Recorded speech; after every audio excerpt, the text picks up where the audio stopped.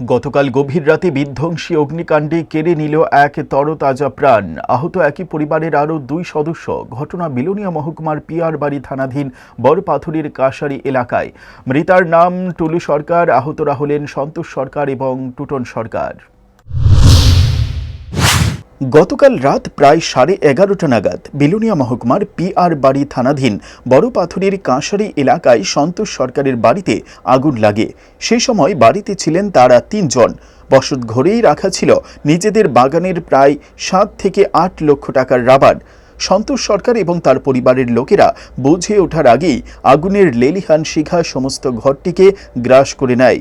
ধারণা করা হচ্ছে ঘরের জিনিসপত্র এবং রাবার বের করতে গিয়ে গুরুতর আহত হয় পরিবারের 3 সদস্য। আগুন লাগার ঘটনার খবর পেয়ে ছুটে আসে রাজনগরের অগ্নি নির্বাপক দপ্তর।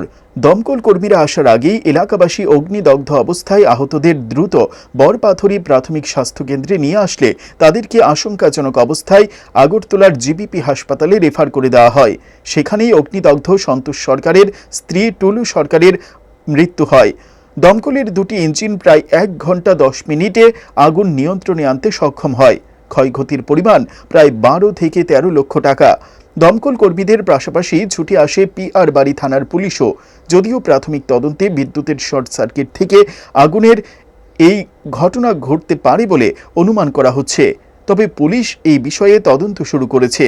এই ঘটনায় এলাকায় চাঞ্চল্যের পাশাপাশি গভীর শোকের ছায়া নেমে আসে। হেডলাইন্স ত্রিপুরার জন্য অভিজিৎ ভট্টাচার্য, বিলোনিয়া।